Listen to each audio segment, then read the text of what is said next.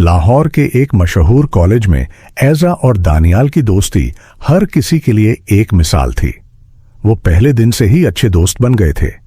ऐजा एक खुशमिजाज, चुलबुली और होशियार लड़की थी, जबकि दानियाल गंभीर, शरीफ और थोड़ा सा शर्मीला लड़का था। हर दिन की मुलाकातें, क्लास के बाद कैफे में बैठकर बातें करना, लाइब्रेरी में नोट्स शेयर करना, ये सब कुछ आम लगने लगा था। लेकिन जो चीज आम नहीं थी वो थी उनके बीच की अनकही, अनजानी सी खिंचाव। दानी, तुम्हें पता है, मुझे लगता है हम दोनों बहुत अलग हैं, लेकिन फिर भी साथ कैसे हो जाते हैं? एक दिन ऐजा ने कहा। दानियाल मुस्कुरा दिया। शायद इसलिए क्योंकि हम एक दूसरे को पूरा करते हैं। ऐजा हंसी, लेकिन उसके दिल में कुछ और ही चल रहा था। वो कई रातों तक सोचती रही, क्या ये सिर्फ दोस्ती है या कुछ और? वक्त बीतता गया। कॉलेज का आखिरी साल शुरू हो चुका था। हर तरफ भविष्य की चिंता, असाइनमेंट्स और फेयरवेल की बातें हो रही थीं। उसी दौरान ऐजा ने महसूस किया कि दानियाल कुछ बदल गया है। वो कम बोलता, नजरें चुराता और ज्यादातर चुप रहता। एक शाम ऐजा ने उसे कॉलेज की छत पर बुलाया। क्या बात है, तुम अजनबी से लगने लगे हो? दानियाल ने गहरी सांस ली।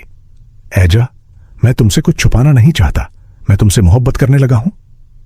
ऐजा चुप हो गई। दिल की धड़कन तेज हो गई, लेकिन आंखों में नमी आ गई। दानी, मैं भी, लेकिन मुझे डर लगता है। अगर हमारा रिश्ता टूट गया तो हमारी दोस्ती का क्या होगा? दानियाल ने नरमी से कहा। अगर यह सच्ची मोहब्बत है तो दोस्ती भी बचेगी और रिश्ता भी। कुछ दिन बाद फेयरवेल पर दोनों ने पहली बार साथ में एक फोटो खिंचवाई। उस तस्वीर में उनके चेहरों पर एक अजीब सी चमक थी, जैसे कोई नया सफर शुरू होने वाला हो। लेकिन किस्मत को कुछ और ही मंजूर था। कॉलेज के बाद दानियाल को कराची में नौकरी मिल गई और ऐजा ने लाहौर में ही मास्टर्स शुरू कर दिया। दूरी ने उनके रिश्ते को आजमाया। पहले हर दिन बात होती थी, फिर हफ्ते में एक बार, और फिर सिर्फ हाय और टेक केयर जैसे मैसेज ही रह गए। एक साल बाद दानियाल वापस लाहौर आया। कॉलेज के बाहर वही पुरानी जगह पर जहां दोनों अक्सर बैठते थे। ऐजा भी वहां आ गई, जैसे दिल ने कोई इशारा दिया हो। कैसे हो? बेहतर हूं, लेकिन तुम्हें याद करता हूं, दानियाल ने कहा।